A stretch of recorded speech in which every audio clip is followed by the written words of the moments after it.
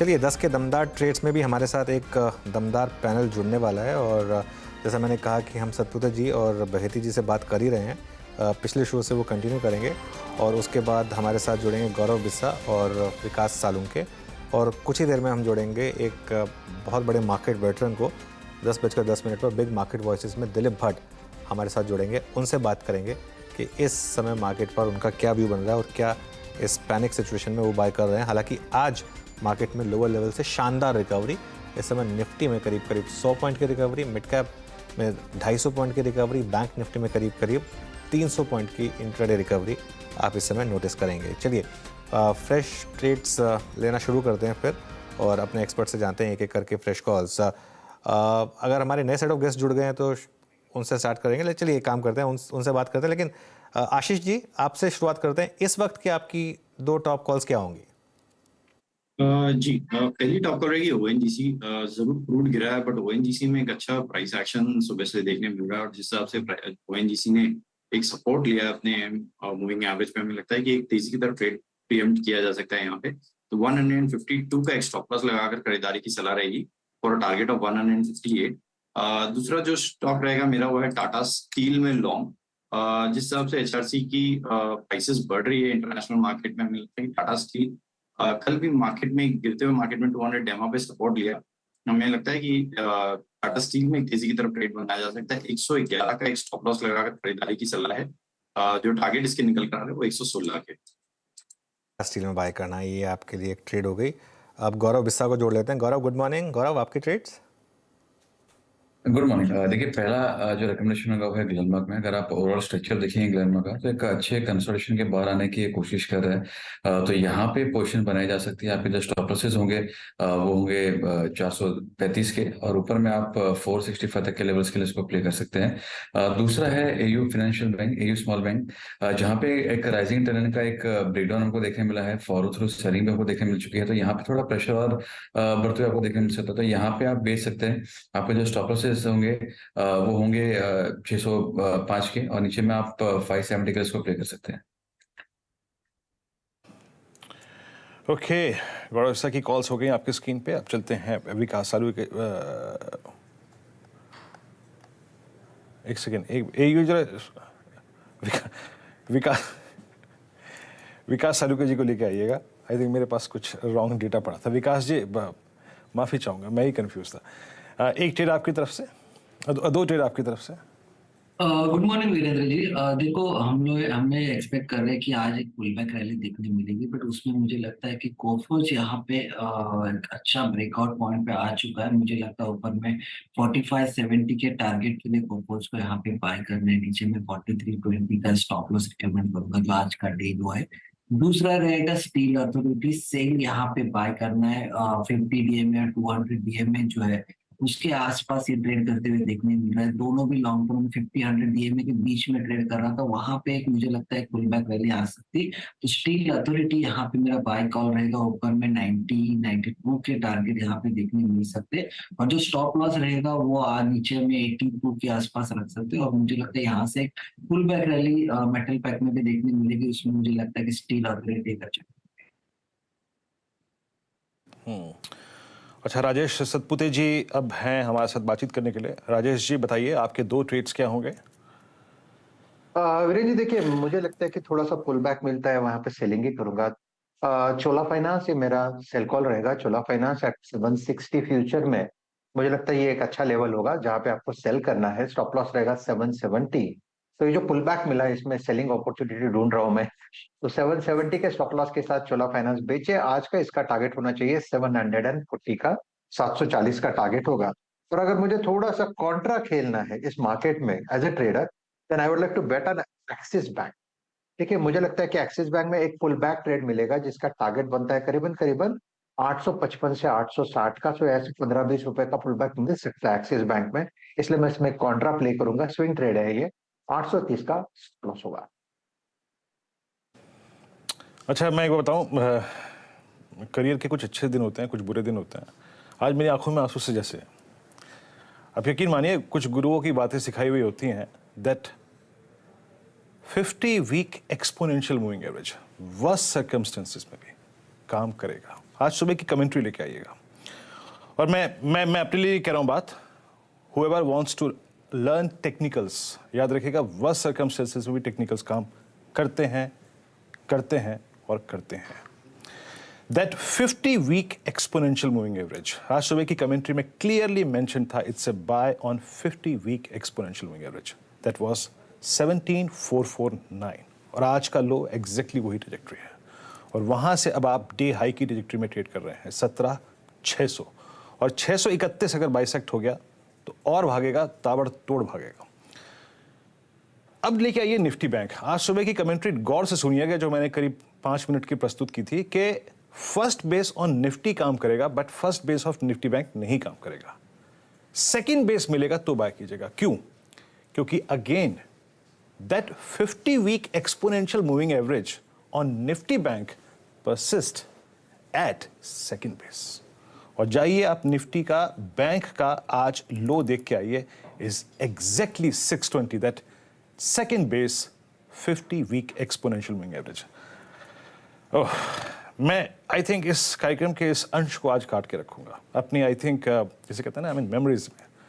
खूबसूरत, किसी दिन टेक्निकल्स पे विश्वास हो जाता है बहुत ज़्यादा, ये उस दिन में से एक दिन है।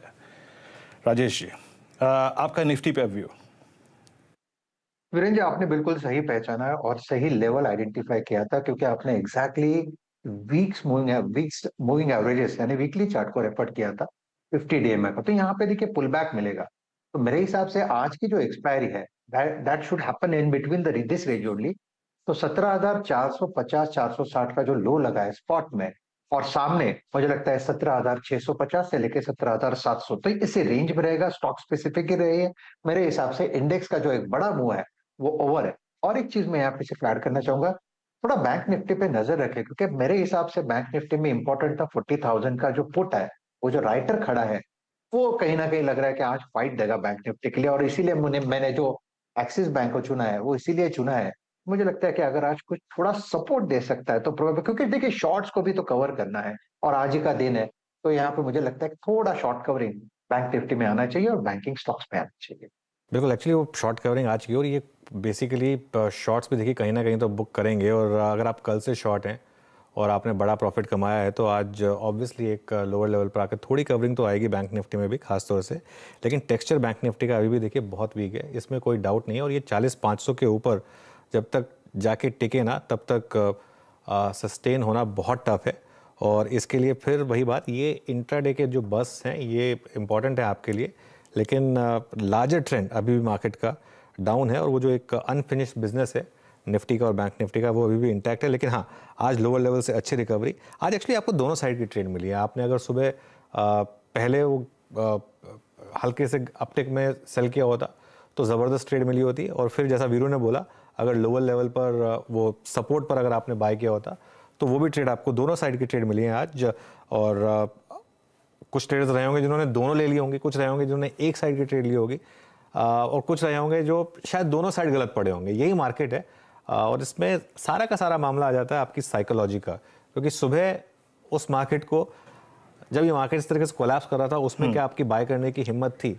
हाँ देखिए, हम कमेंटेटर्स हैं इसलिए हमारे लिए ये कहना बहुत आसान होता है, और जो ट्रेडर स्क्रीन पर बैठता है उसके लिए करना बहुत टफ होता है। और इसके लिए कई बार वीरू हम जब हमारी कॉल सही भी होती है और लोग बोलते हैं आपको कि क्या आपका मन नहीं करता करने का, देखिए जैसा आज मैंने कहा, आज ले पाना बहुत टफ रहा होगा किसी के लिए भी। मतलब हम कह सकते हैं चलिए कि उस लेवल पर ले लीजिएगा, लेकिन उस लेवल पर क्या आप ले पाए होंगे, या सुबह सुबह कितने लोगों की हिम्मत रही होगी सेल करने की। तो ये जो चीज़ें हैं ये एज कमेंटेटर अच्छी लगती हैं, लेकिन एज ट्रेडर बहुत टफ होती है। हाँ वीरू, कुछ कह रहे थे आप? ये mid cap IT Anuj conviction बन रहा है इस पे कुछ? नहीं, मिड कैप आईटी तो वीरू क्लियरली स्ट्रॉन्ग था। इवन जो आईटी में वीकनेस थी वो लार्ज कैप में ही थी। मिड कैप आईटी तो हमने सुबह भी डिस्कस किया कि वहाँ पर तो आपने भी रोल ओवर रिपोर्ट निकाली थी, उसमें एलटीआई, माइंट्री, एलटीटीएस, सारे के सारे स्टॉक्स, उनमें ज़बरदस्त तेज़ी थी। लेकिन ये जो पूरा का पूरी रिकवरी आई है मार्केट की, इसको अब इवन लार्ज कैप आईटी ने काफ़ी हद तक स्पॉन्सर किया है। टीसीएस तो खैर मॉर्निंग से स्ट्रॉन्ग था, लेकिन इन्फोसिस में भी अब थोड़ी सी तेज़ी आई है, तो वो काफ़ी काफ़ी इंटरेस्टिंग। अच्छा, अब मेरे लिए सबसे बड़ा सवाल ये है कि अब यहाँ से आगे क्या, क्योंकि अभी भी एक्सपायरी डे में काफ़ी टाइम बाकी है। अभी हम सिर्फ सुबह 10 बजे का हमारा एक ट्रेड निकला है, सुबह 10 बजे हैं अभी, और अब मुझे लग रहा है इसमें एक बहुत इंटरेस्टिंग चीज़ होगी आज। अगर आपको अब नेक्स्ट लेवल जानने हैं तो सुबह का लो निफ्टी पर 17,455, मेरे ख्याल से वो इंटरेस्टिंग होगा। और अब कल का हाई ढूंढना पड़ेगा मुझे एग्जैक्टली किस लेवल पर था। मेरे ख्याल से वो दो आपके लिए बेंचमार्क बन जाएंगे। उन दो तरफ के लेवल्स का ध्यान रखिए, 17,455 जो आज का लो है और कल का हाई, क्योंकि कल एक बड़ी रेड बार बनी थी, उसका हाई ऑब्वियसली थोड़ा ऊपर होगा, तो वो दो लेवल्स आपके लिए एक बेंचमार्क बन जाएंगे। लेकिन हाँ, मिड कैप आईटी में ज़बरदस्त ट्रेड्स इस समय आपको दिखाई देंगे। अच्छा, एक और चीज़ वीरू, अदानी ग्रुप स्टॉक्स में स्टेबिलिटी आई है, उससे भी थोड़ा सा मार्केट का मेरे ख्याल मूड चेंज हुआ होगा। टॉप गेनर्स देखिए इस समय F&O के, अंबुजा सीमेंट नंबर 1 पर और अदानी एंटरप्राइजेस नंबर 2 पर, और उससे भी मार्केट का थोड़ा सा मूड बदला है। अदानी पोर्ट्स भी इस समय ग्रीन में, और कुछ स्टॉक्स जहां पर शॉर्ट कवरिंग देख रहे हैं आप, इंडियन होटल्स जैसे, वहां पर एक शॉर्ट कवरिंग है, और यूपीएल जो कल काफ़ी पीटा था वहां पर शॉर्ट कवरिंग है। तो क्लियरली आज जो टेक्सचर है मार्केट का, उसमें कुछ स्टॉक्स में शॉर्ट कवरिंग विजिबल है। जी हाँ, तो चलिए, जैसे कि अनुज ने कहा कि अगर आपको शॉर्ट ट्रेड मिला तो भी पैसे बन गए, लॉन्ग ट्रेड लिया तो भी पैसे बन गए, और एक अच्छा दिन रहा कुल मिला के। अगर आप देखें एक्सपायरी डे, अनुज, ऐसे में एक अच्छा ट्रेड अगर सुबह सुबह मिल जाए तो सिस्टम शट करके कम से कम इंडेक्स को तो छोड़ ही दे एक बार के लिए। एब्सोल्युटली, मेरे ख्याल से वीरू देखिए, मैं तो ये कहूँगा, अगर आज आपने देखिए आज आपने दोनों तरफ की ट्रेड्स अगर ले ली, मतलब या तो सुबह वाली शॉर्ट ट्रेड ले ली, या वो जो आपने बोला वो वाली लॉन्ग ट्रेड ले ली, अगर सेकंड बेस से, दोनों में से जो भी ट्रेड ली, या दोनों ले ली अगर, तो उसके बाद और ट्रेड्स की जरूरत नहीं है। जो बड़ी ट्रेड्स होती है ना, वो सुबह सुबह मिल जाती हैं आपको, क्योंकि सुबह सुबह मार्केट अपना मूड बना रहा होता है। और उसके बाद आपको अगर एक आखिरी ट्रेड लेनी होती है तो उसके लिए फिर आपको 2 बजे के बाद वो 230 फैक्टर का वेट करना पड़ता है। इन बिटवीन आप नॉर्मली ट्रेड्स लेंगे ना, आप पैसा गंवाएंगे। और खासतौर से जो 11 से 2 का पीरियड है, वो तो एक हमेशा एक पीरियड होता है जिसमें आप एक प्रण बना लीजिए कि अनलेस मेरे सामने कोई ट्रेड अपने आप प्रेजेंट करे और वो एकदम लॉजिकल और ऑब्वियस लगे, आप ट्रेड नहीं ढूंढेंगे। 11 से 2 के पीरियड में तो सिस्टम को वैसे ही आपको सिर्फ मॉनिटर करना चाहिए, ट्रेड बिल्कुल नहीं लेने चाहिए 11 से 2 के पीरियड में। वो आपको हमेशा जो जितना प्रॉफिट बनाएंगे ना, आप गंवा देंगे, उसके बाद रिवेंज ट्रेड में उल्टा और गंवाएंगे। तो इसके लिए पैसा बन गया तो प्लीज़ घर ले जाइए उसको, कोई बुराई नहीं है, एंजॉय करिए। जी हाँ, अब हम कोशिश करेंगे स्क्रीन पे थोड़ा सा एंजॉय करें। सुबह का ट्रेड अच्छा रहा है। अच्छा, 1-2 स्टॉक्स और लेके आइए जहाँ पे ये थीम ठीक ठाक बैठ रही है। देखिए, अब तक एक बार जरा अंबुजा सीमेंट्स को लेके आइए। 341 याद रखिएगा, ट्रेड का कोई प्रोस्पेक्टिव नहीं है, बट स्टिल एक जानने की कोशिश करेंगे। राजेश जी, अगर ये पुल बैक आता है तो अंबुजा सीमेंट्स में अब तक कभी भी इस पुल बैक में 10 डेमा की ट्रैजेक्टरी पार नहीं हुई है, कैसे अप्रोच करेंगे आप? अच्छा, राजेश जी हैं नहीं, मेरे ख्याल से विकास से पूछ लेते हैं। विकास, आप कैसे अप्रोच करेंगे इस पुल बैक को जो कि आपको अंबुजा सीमेंट्स में मिल रहा है इस वक्त?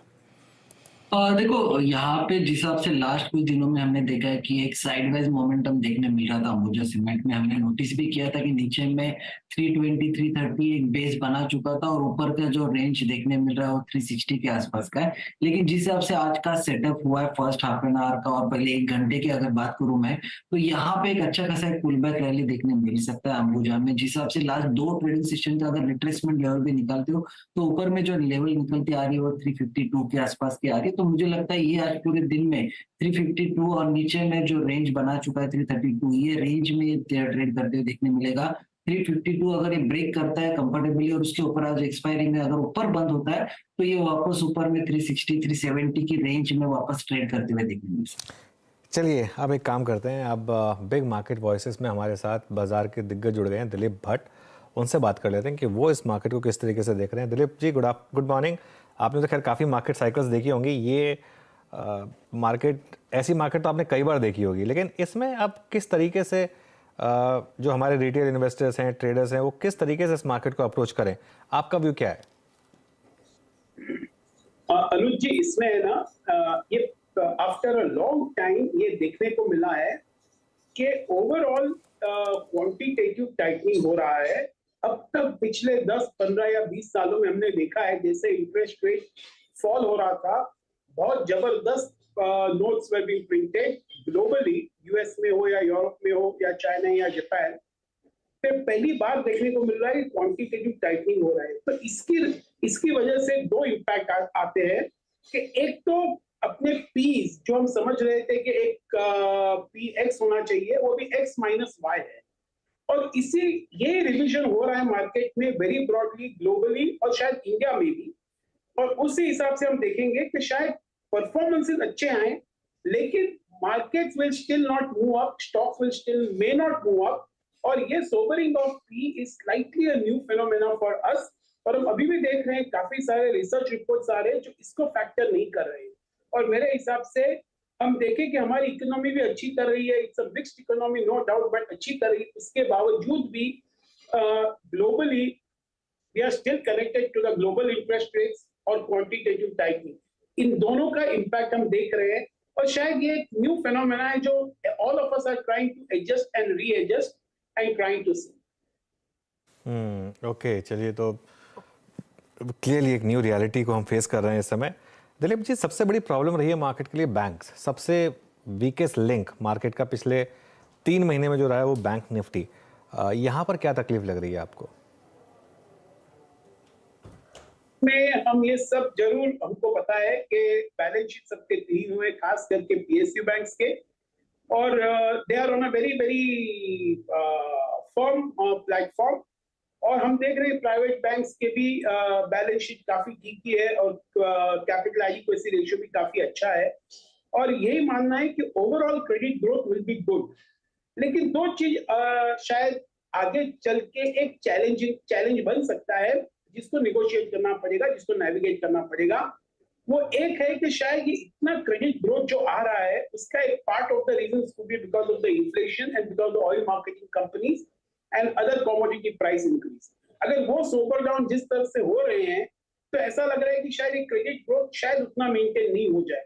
और तीसरा, जो एनआईएम्स जो बहुत ही अच्छे थे अब तक, वो निम्स शायद थोड़े बहुत प्रेशर में आ जाएंगे और यहीं पर बैंक्स की एफिशिएंसी दिखाई देगी पिछले आगे आने वाले 2-3 क्वार्टरों में। तो शायद ये थोड़ा बहुत एप्रीहेंशन मार्केट्स में बना हुआ है। और of course whatever is the controversy that has been generated because of some corporate group, उसकी वजह से भी थोड़ा बहुत एप्रीहेंशन एफआईएस के माइंड में जरूर है। तो मुझे लगता है ये 2-3 चैलेंजेस है, otherwise banks still look pretty good, pretty solid. और हमको लग रहा है कि शायद जहां पर भी अच्छा करेक्शन है उसमें लेना चाहिए। ओके, दिलीप जी, अच्छे मार्केट्स में, बुरे मार्केट्स में हमेशा कोई ना कोई theme, I mean set of stocks and mid cap and large cap हमेशा अच्छा करते हैं। बाजार का इस वक्त कन्विक्शन बहुत स्ट्रांग है कैपिटल गुड्स पे, एंड सारे capital goods all time high पे। बट एक इमर्जिंग स्पेस है that white good segment. Last year भी हीट वेव थी, बट मेटल प्राइसेस काफ़ी फर्म थे, बहुत फर्म थे मेटल प्राइसेस। इस साल वो नहीं है, डिमांड स्ट्रांग, हीट वेव काफ़ी अगर आप देखें शुरू हो ही चुकी है, डिमांड स्ट्रांग रहने की अपेक्षाएं, मेटल प्राइसेस लो हैं और आपके पास वो एक वीक बेस भी है लास्ट ईयर का जिस पे आपको ग्रो करने का मौका मिलेगा। आप वाइट गुड सेगमेंट को कैसे सर रीड कर रहे हैं इस वक्त अगले 3 से 4 महीने के लिए? वीरेंद्र जी, आपने बहुत अच्छी तरह से ये सारे पॉइंट्स को आप सामने लेके आए। जरूर ये बेस बहुत लोअर है और मेटल प्राइसेस एक टेलविंड की तरह इस सेक्टर को सपोर्ट कर रही है। इसमें चैलेंज वही रहेगा कि शायद लास्ट ईयर जो हमने देखा कि म्यूटेड ग्रोथ था और म्यूटेड डिमांड था, this was because of the inflationary pressures, not because of the high metal prices but because of the overall inflation जो एक मिडिल क्लास के परचेसिंग पावर को हिट करा था। वो शायद कुछ हद तक उसका करेक्शन हो गया है और मुझे लगता है शायद डिमांड विल ग्रेजुअली रिवाइव। हम जिस तरह से देख रहे हैं तो लग रहा है कि शायद नेक्स्ट 3 to 4 मंथ्स में, और खास करके जो एयर कंडीशनिंग और एयर कूलर और फैन सेगमेंट में बहुत अच्छा रहेगा, बिकॉज ओवरऑल गर्मियां भी बहुत जल्दी आ रही हैं। तो ये शायद in a certain segment wise, this white goods segment can do pretty well, and there can be a good momentum play in some of these companies like Voltas है, Blue Star तो अभी भी ठीक ही कर रहा है, या फिर Havells हो। मुझे लगता है ये सब some of these companies can have a good momentum. Voltas आपकी स्क्रीन पे। अच्छा Dilip sir, let's talk about IT. I think पिछले 6 महीने में सबसे ज़्यादा बात जिसकी की गई थी दिक्कत में भी, दैट वाज आईटी, और अब जब स्ट्रेंथ थोड़ी थोड़ी आ रही है उसमें भी आईटी। बट आईटी में भी मिड कैप आईटी ज्यादा प्रोमिसिंग लग रहा है। Look at Coforge, Persistent, Mindtree. आपका व्यू सर, आईटी को आप लोग कैसे अप्रोच कर रहे हैं, specially your take on mid cap IT? देखिए, इसमें कोई दो राय नहीं है कि शायद आईटी कंपनीज के कमिंग 3-4 क्वार्टर्स ऐसे कुछ ग्रेट नहीं रहेंगे और उनका वॉल्यूम ग्रोथ और प्राइस रियलाइजेशन, उनका जो प्राइस पॉइंट है उसमें थोड़ा बहुत प्रेशर रहेगा, because globally we are seeing global slowdown और स्पेंडिंग कट हम दिखाई दे रहा है। लेकिन अगर हम देखें कि most of this IT company are generally very well managed company, जिनके आरओईज काफी ठीक है, जिनके फ्री कैश जनरेशन काफी अच्छे हैं, तो मुझे लगता है कि शायद ये आईटी कंपनी इस लेवल से जरूर एक one should buy gradually from the current levels, भले और 2-3 क्वार्टर में कुछ ना हो, लेकिन it will provide defence to your portfolio on a risk return basis. IT sector यहाँ से घटने में कम लग रहा है और शायद gradually it will start moving up, consolidate sideways. तो लग रहा है कि आईटी सेक्टर में जरूर इन्वेस्ट करना चाहिए, थोड़े बहुत फ्रंटलाइन, थोड़े बहुत mid cap, because mid cap भी बहुत अच्छी, they are also very well managed companies. They may have some problems, initial acquisition problem है, आर्टिफिशियल इंटेलिजेंस का प्रॉब्लम है, how that will challenge some of this companies. मुझे लगता है in spite and despite that one should invest in IT. Okay, one should invest in IT. एक दो और बड़े सेक्टर्स की बात कर लेते हैं दिलीप जी, और डोमेस्टिक इकोनॉमी से रिलेटेड खास तौर से सीमेंट पर आपका क्या व्यू बन रहा है इस समय? क्योंकि वो जो अदानी डील हुई थी उसके बाद हमने देखा था अंबुजा एसीसी में बड़ी रैली आई थी और बाकी सीमेंट स्टॉक्स में हल्का सा एक हमने डिक्लाइनिंग फैक्टर देखा था, लेकिन अब इस समय एक ऑलमोस्ट उल्टा मूव, बाकी सारे सीमेंट स्टॉक्स काफी अच्छा कर रहे हैं। तो सीमेंट एक सेक्टर जरूर है कि जो पिछले 2-3 सालों से बहुत उम्मीद पे होल्ड ऑन कर रहा है, लेकिन unfortunately that has not materialise. और अगर हम बजट का भी जरा फिगर्स देखें तो आई थिंक एक कैपिटल गुड्स और इंफ्रा को अच्छा स्टिमुलेशन मिलेगा और जहां से हम एक्सपेक्ट करें कि ओवरऑल मल्टीप्लायर इम्पैक्ट अच्छा रहेगा। तो सीमेंट में ऐसा लग रहा है कि demand should come up gradually, लेकिन ये बात को भी भूलना नहीं चाहिए कि सीमेंट कंपनीज एक बहुत ही कंसोलिडेटेड इंडस्ट्री है, बहुत कम छोटे प्लेयर्स रह गए उसमें और बड़े लोग काफी एक्सपैंड कर रहे हैं, तो new capacities will come into play, जिसकी वजह से मुझे लगता है एबिटा पर टन, जिसको एक मेजर फैक्टर होता है, वो शायद इतना अच्छा ग्रोथ नहीं बता सके। Volume growth and maybe slightly better EBITDA per ton I think makes cement industry look good for short to medium term. Okay, अच्छा दिलीप सर, बीते एक साल का सबसे बड़ा स्टार परफॉर्मर रहा है आईटीसी, और जो सरकार कह ही रही है कि हम सूटी के जरिए जो अपना स्टेक है उसमें नहीं बेचेंगे, हालांकि ये तर्क संगत नहीं है। हमें जब भी उनको बेचना होगा वो बेचेंगे, वो बाजार को बता के थोड़ी बेचेंगे। पर आईटीसी पे आपका टेक क्या है इस वक्त? और आईटीसी के में आपके पास 3 प्रकार के एडवांटेज हैं। You have paper, you have cigarette business, you have hotel business, और अगर कोर एक एफएमसीजी कंपनी खरीदनी हो तो वो कौन सी होगी आपकी? देखिए, कमिंग टू आईटीसी, हम अगर इसको रिलेटिव कंपैरिजन करें विद अदर एफएमसीजी कंपनीज, तो अभी भी इसमें काफी अभी भी बहुत स्कोप है, क्योंकि इनका आरओई देखिए, इनका कैश जनरेशन देखिए, without doubt cigarette is the big cash cow for ITC, और उसमें कोई ऐसा कोई बड़ा प्रॉब्लम आएगा ऐसा नहीं लगता है। I think the growth will continue in that. तो ओवरऑल आईटीसी में लग रहा है कि अभी भी इन्वेस्ट करना चाहिए विदाउट एनी डाउट। यहाँ से भी एक अच्छा रिटर्न दे सकता है, it will provide defence to the portfolio. और मुझे लगता है जहां तक ओवरऑल एफएमसीजी कंपनीज है, शायद नेक्स्ट 3-4 क्वार्टर्स में as the raw material prices start sobering, as the demand from the rural area start getting revive, एक मोमेंटम प्ले आ सकता है FMCG company, whether we are talking about levers और डाबर और मैरिको, इन सब में एक मोमेंटम प्ले मिल सकता है।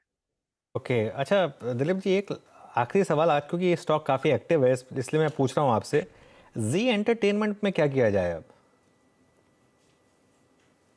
अनुज जी, बहुत good question. I think Zee continues to look very good, very solid, without any doubt.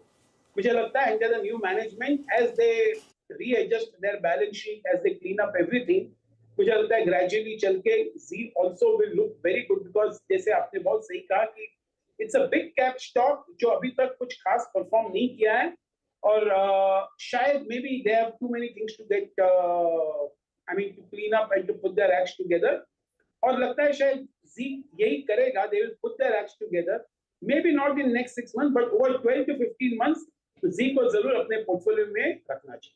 Okay, portfolio में ज़रूर रखना चाहिए। चलिए दिलीप जी, शुक्रिया जुड़ने के लिए और इस चर्चा में हमारे साथ शामिल होने के लिए। अच्छा, एक बार ज़रा मार्केट का वापस रुख रखते हैं। अच्छा, एक बहुत इंटरेस्टिंग चीज़ ज़रा मैं हमेशा एक इस चीज़ पर ध्यान रखता हूँ जब इस तरीके के दिन होते हैं तो SGX निफ्टी का हाई और लो काफ़ी इंपॉर्टेंट होता है। SGX निफ्टी का हाई था 17,621, 17,621 था SGX निफ्टी का हाई, और जो सुबह सुबह हमने आपको एक कहा था कि वहाँ बहुत प्यारी शॉर्टिंग अपॉर्चुनिटी होगी और लोअर लेवल पर बहुत अच्छा आपको कवरिंग का भी मौका मिला। अब निफ्टी का हाई है 17,610, और अगर आप सुबह वो एक बड़ी ट्रेड प्ले हो चुकी है, उसके बाद एक रिवर्सल की भी ट्रेड प्ले हो चुकी है। अब अगर यहाँ से आप कॉन्ट्रा एक और मतलब शॉर्ट अगर एक और ट्राई करना चाहते हैं तो 17,621 का फिर उसमें स्टॉप लॉस रखिएगा, और उसी के कॉरेस्पॉन्डिंग बैंक निफ्टी में शायद डे हाई का स्टॉप लॉस रखकर एक बार अगर आपको वापस, अब क्योंकि रिकवरी आ चुकी है मार्केट में और जो वीकर शॉर्ट्स हैं उनको मार्केट एक बार पनिश कर चुकी है, तो मुझे लग रहा है ये एक शायद आपके लिए ट्रेड जो है वो एक अच्छी बन सकती है। लेकिन हाँ, उसमें उतना क्रीम नहीं है जो सुबह वाली शॉर्ट ट्रेड में था। सुबह वाली शॉर्ट ट्रेड तो बहुत ज़बरदस्त थी, लेकिन अब अगर इस लेवल पर अगर आप शॉर्ट कर रहे हैं तो ध्यान रखिए SGX निफ्टी का हाई 17,621 पर उसको स्टॉप लॉस रखें, और इंट्राडे हाई बैंक निफ्टी का उस पर एक स्टॉप लॉस रखें। अब मुझे और वीरू को दीजिए इजाज़त, और नीरज जी के पास जाएंगे और ट्रेडर्स हॉटलाइन लेकर आएंगे वो। Neeraj ji, good morning. Good morning. क्या आज दिन होगा शॉर्ट कवरिंग वाला? नहीं, देखिए शॉर्ट कवरिंग तो एक लेवल की शॉर्ट कवरिंग तो आ चुकी है। अगली लेवल की शॉर्ट कवरिंग आने के लिए 17,621 के ऊपर ट्रेड करना पड़ेगा। जो मैंने कहा SGX निफ्टी का हाई था उसके ऊपर अगर आप निकले तो मुझे लग रहा है कि शॉर्ट कवरिंग आएगी नीरज जी। लेकिन देखिए मार्केट का ट्रेंड वीक है। ये आज जो मार्केट ने किया है ना, वो आप हर लेवल पर आप शॉर्ट नहीं कर सकते। शॉर्ट 2-3 दिन पहले से लगातार चल रहे थे। आज लोअर लेवल पर ऑब्वियसली थोड़ी सी कवरिंग आई है, 17,621 के ऊपर और आएगी अगर 17,621 निकल गया तो, लेकिन ट्रेंड वीक है मार्केट का। चलिए देखते हैं कि आज ब्रीदर डे होगा या फिर से राउट, क्योंकि सेंटीमेंट बहुत अच्छी तो नहीं, ये तो बात बिल्कुल सही है। वीरू हंस रहे हैं। वीरू कुछ खास? नहीं, आज सुबह सुबह दोनों ट्रेड अच्छे मिले। अनुज से पूछिए ना आप। हमारा तो दिन बन गया, आप क्लोजिंग में आएंगे क्यों अनुज? बिल्कुल सही बात अपना है। काम बन गया, हम निकलते हैं। हम 2 बजे मिलेंगे। ठीक है भाई, कोई बात नहीं। 2 बजे हम दर्शकों की समस्याएं सुलझाते हैं तब तक। चलिए एक बहुत छोटा सा ब्रेक, लौट के आते हैं ट्रेडर्स हॉटलाइन शो।